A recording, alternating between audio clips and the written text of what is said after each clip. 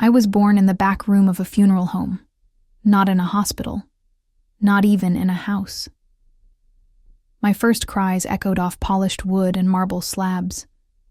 The walls were lined with photos of the dead, framed smiles from decades past, frozen in time.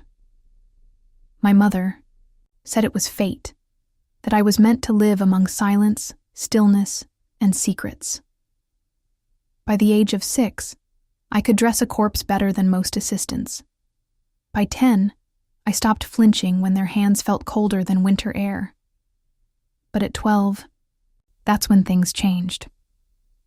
At night, when no one was watching, something happened. Something terrible. To the women who had passed, I remember waking up to whispers. Soft, unintelligible murmurs that didn't belong to anyone living. I thought it was my imagination, until I saw her. A woman, dressed in white, lying still on the table, dead hours ago. But her fingers twitched, her lips moved, and her eyes. They opened just enough for me to see fear in them. I never told anyone what I saw. Not then. But now, after all these years, I think it's time. Because what happened in that funeral home shaped everything. My fears. My loneliness. Even the love I found when I least expected it. This is my story. It starts in darkness, but ends in light. My name is Evelyn. I am 88 years old, and for most of my life, I lived alone, in the shadow of death. The funeral home was more than a place to me. It wasn't just where my parents worked, it was my world. We lived above the viewing rooms. I fell asleep to the creak of coffin lids being sealed. Played hide and seek behind velvet curtains meant to separate mourners from their grief. People didn't visit me. Children my age feared the house. Adults whispered about bad luck and curses. I grew up believing I was different, not cursed, but watched. As if something unseen had always been waiting, watching for me to notice. I never felt fear like others did. Not when I walked through empty halls at night. Not even when I passed by mirrors that sometimes showed me things they shouldn't. But loneliness? That I knew well. There were no sleepovers, no schoolyard friendships, just silence, interrupted only by the occasional sobs of grieving families downstairs. I used to imagine what it would be like to be loved. Not in the way people love the dead, with pity and soft words, but deeply, fully.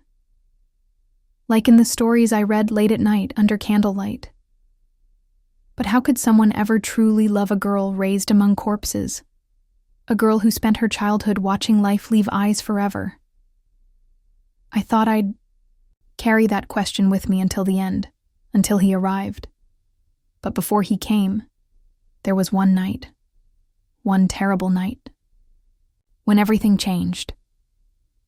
It was a cold October night, the kind of cold that seeped through the floorboards and settled in your bones. I was 12 again, curled up in the small room above the funeral home, trying to read by candlelight. The wind howled like it always did.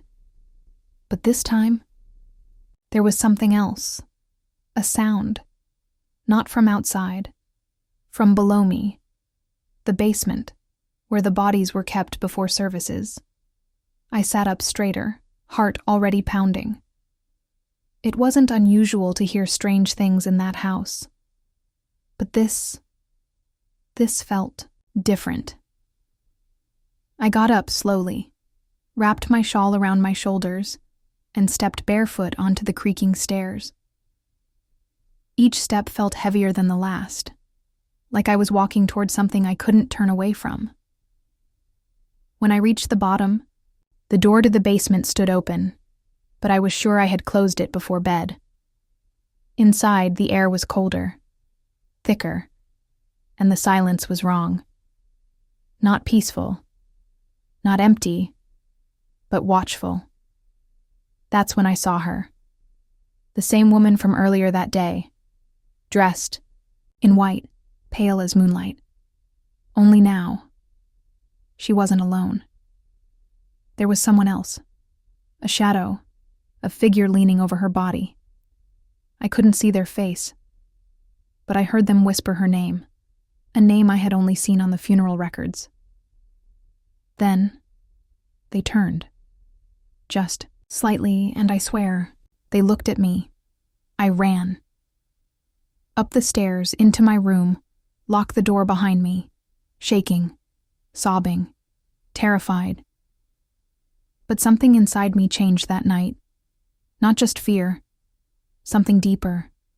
A need to understand, to know what was happening beneath my feet, to uncover the truth about the dead who didn't rest.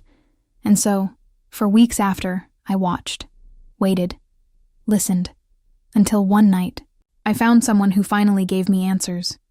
He came looking for work, a young man with gentle eyes and quiet hands. He didn't seem afraid of the place, or of me, and when he spoke, he said he had seen it too. He arrived on a rainy Thursday morning. The Zaum, kind of rain that blurred the world behind windows, turning everything into soft shadows and quiet echoes. I remember hearing his knock. 3 firm beats against the heavy oak door. My father answered it, grumbling about early visitors. But when he stepped inside, everything changed. His name was Thomas. He couldn't have been much older than 20. Tall, with dark hair that curled slightly at the edges, and eyes that carried something I couldn't name. Not sadness. Not exactly. More like understanding. Like, he had seen things too. He asked for work, said he had experience with funerals. Didn't flinch when my father led him past the casket display room, or introduce him to me with a nod and a, "This is Evelyn. She helps out." I didn't speak right away. Just watched him as he looked around, not with fear or curiosity, but with something deeper. Recognition. Later that night, after everyone had gone to bed, I heard footsteps in the hallway. Soft, measured. I opened my door just enough to see him standing at the top of the stairs, looking down toward the basement. He didn't move, just stood there, still as a shadow, staring at the door like he was waiting for something. I finally whispered, "You saw her, too, didn't you?" He turned slowly, and for the first time, he smiled. "Yes," he said, "I did." We didn't say much more that night, but in those few words, something shifted between us. A connection formed not from comfort, but from shared fear, from knowing we weren't alone in what we'd seen. In the days that followed, Thomas became part of our world. He worked beside my father, dressed the dead, polished caskets, arranged flowers. But always, when no one was watching, his eyes searched the corners of every room. He never asked me to explain what I had seen. He just waited for me to be ready. And I knew without doubt that he understood. Because he wasn't just here for work. He was here for them. For us. And soon, he would show me the truth I had been afraid to face. At first, I didn't trust him. How could I? Everyone who came into that house either left broken or never left at all. But Thomas, he stayed. Quietly, carefully. He worked with my father during the day, handling arrangements, preparing rooms for viewings, polishing the brass handles until they gleamed like stars in the dark halls, and at night, he watched, just like me. I started noticing things about him. The way he never flinched when passing an open casket. The way his fingers sometimes lingered a second too long on the edge of a coffin lid. The way he seemed to listen, not to people, but to the house itself. One evening, after a long day of preparing for a funeral, I found him alone in the chapel room. It was empty, save for a single casket at the front, closed, waiting for morning. He stood there, hands clasped behind his back, staring at it like it might open on its own. I stepped inside quietly and said, "You don't have to pretend with me." He turned slowly. "I'm not pretending," he replied. "I'm listening." To what? To her. My breath caught. Not because of what he said, but because he said it so calmly as if it were normal. I hesitated before asking, "She's still here, isn't she?" He nodded. "She is. And she's afraid." That was the first time someone confirmed what I had always known, that the dead didn't always leave, that some stayed behind, not out of choice, but because something kept them from moving on. From that night on, we began talking. At first, just a few words in the hallway. Then, longer conversations in the kitchen, late at night, over warm tea and flickering candlelight.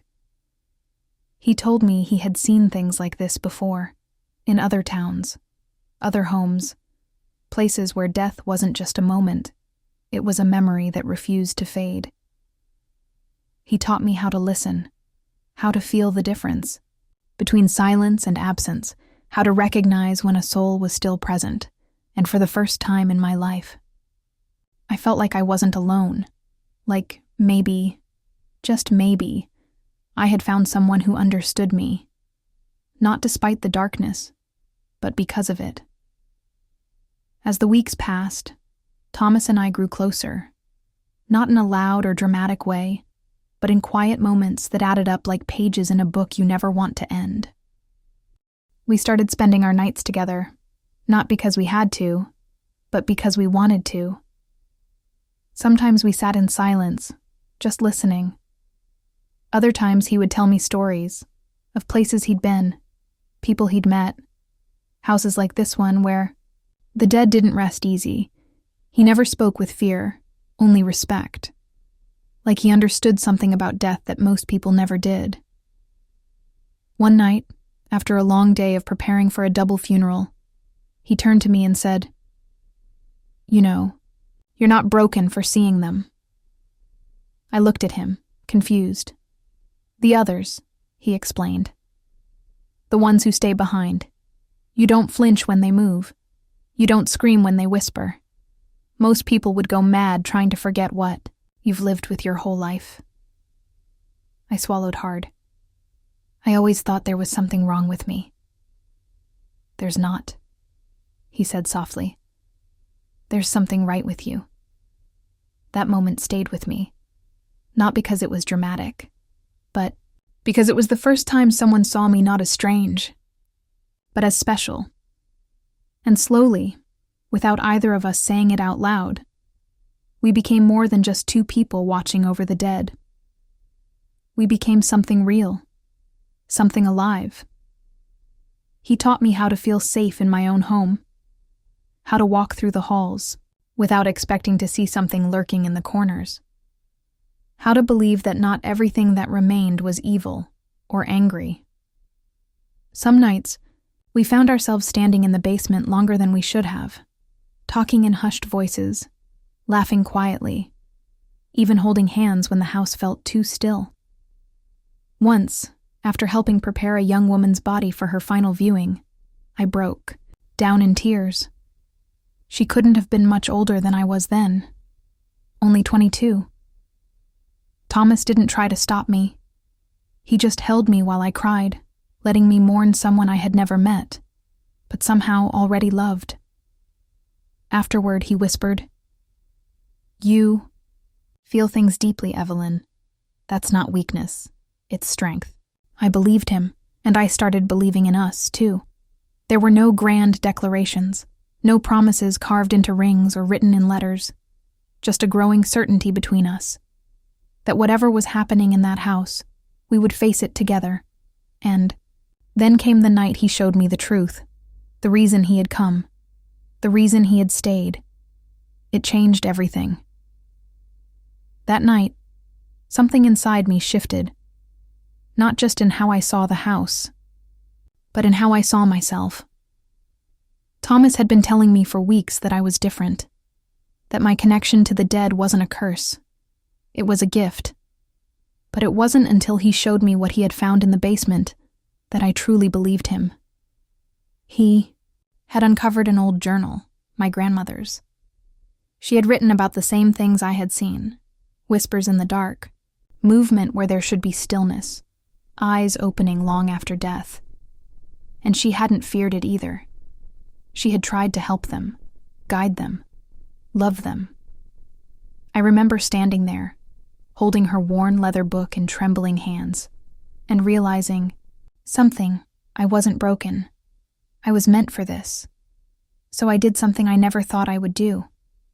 I asked Thomas to teach me everything he knew, not just how to listen, but how to speak back. At first he hesitated. "It can be dangerous," he warned. "Some don't want to leave, some fight." "But I want to try," I said. "I've spent my whole life afraid of what happens at night. Now I want to understand it, want to help." He looked at me then, not like I was just some girl raised in a funeral home, but like I was someone chosen, someone brave. And so together we began. Not as strangers drawn by mystery, but as partners, as equals, as something more than just two souls wandering through the dark. It was the first time we left the funeral home together, not for work, not for duty, but just for us. Thomas had suggested it weeks earlier, but I always hesitated. The house had been my world for so long that stepping outside felt like leaving behind a part of myself. But on that evening, on that quiet Saturday, as the sun dipped below the trees, he held out his hand and said, "Come with me." And I did. We walked into town, past the gas station where my father sometimes bought cigars, past the small diner that never closed. The world outside felt strange, loud, alive in a way I wasn't used to. He took me to an old bookstore tucked between a florist and a barber shop. It smelled like dust and memories. Shelves lined every wall, filled with books older than both of us. There was a bell above the door that chimed when we entered, and the owner, a soft-eyed woman with silver hair, smiled at Thomas like she had seen him before. He led me to a corner near the back, where two armchairs sat beside a small window. Outside, the sky was turning deep blue, and the streetlights flickered on one by one. He handed me a book. "It's about people like us," he said. "People who listen." I opened it carefully. The pages were worn, the ink faded. Inside, stories of those who could feel the presence of the dead, not as ghosts, but as echoes of love that refused to fade. As I read, he watched me, not with curiosity, with something softer, something deeper. Then he reached for my hand, just like that, no hesitation, no fear. His fingers fit perfectly between mine, warm, steady, real. "I've met a lot of people," he whispered, "but none like you." I looked up at him, heart pounding. "You mean none who live in a funeral home?" He laughed softly. "No. None who see the world the way you do, who feel things so deeply, who aren't afraid to stay with the ones who need comfort, even if they're no longer alive." I don't know what made me do it.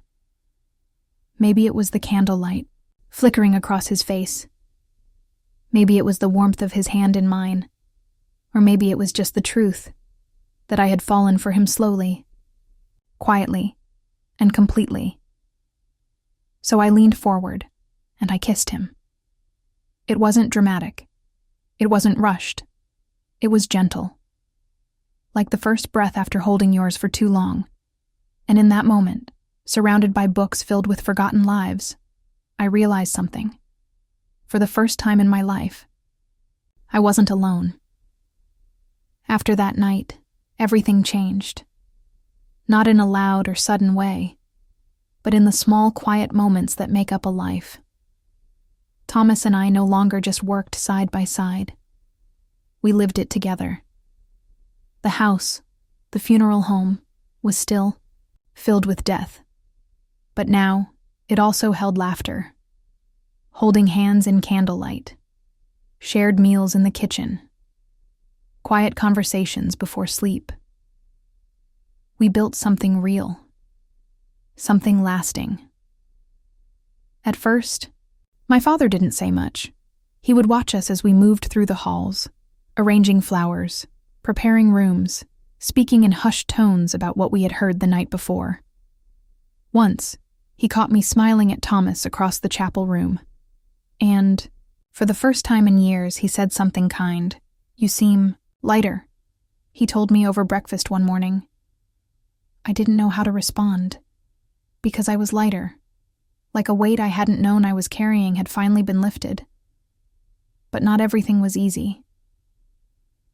There were nights when the house fought back, when the whispers grew louder, when doors locked themselves, when shadows moved without light. One night, after a particularly restless evening, I woke up to find Thomas standing by the window of our room, staring down at the garden below. "What's wrong?" I asked. He didn't turn around right away. Then quietly he said, "They're getting stronger." I knew who he meant. The ones who stayed. The ones who couldn't leave. "They're afraid," I whispered. "I can feel it." He turned to me, then, his eyes tired, worried, but still full of love. "I don't want you to be afraid," he said. "But I also don't want to lose you." I reached for his hand. "You won't." And I meant it. Because whatever this was, this connection between us, it wasn't just love. It was purpose. We weren't just drawn to each other by chance.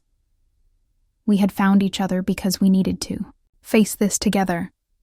So we kept going, together, side by side, through every whisper, every shadow, every truth the house tried to hide. And in doing so, we built more than just a relationship. We built a life, a legacy, a love that even death couldn't silence. I am 88 years old now, and I still live in that house. The funeral home. My home. Thomas stayed with me for 32 beautiful years. We never had children. But we raised something else. Understanding. Compassion. A way to help those who couldn't move on. He taught me how to listen, how to speak, how to love even when the world is filled with silence. When he passed, I felt the house change. Not in a scary way, in a peaceful one. Like it finally understood what we had built together. I still hear whispers at night. Still feel the presence of those who need comfort. But now, I know what to do. I sit beside them, hold their hands, speak their names, and sometimes, just sometimes, they leave with a smile. If you've ever felt different because of what you feel, because of what you see, because of what you know to be true, you are not alone. There are others like us. People who walk between life and death, who hold space for both, who understand that love doesn't end when someone stops breathing. If this story moved you, if it made you feel seen, please take a moment, press like. Leave a comment. Tell me your story or share this with someone who might need to hear it, because no matter how dark the night may feel, there is always light waiting. Sometimes all it takes is someone to hold your hand and say, "I see you. Thank you for listening. Thank you for believing. And thank you for being here."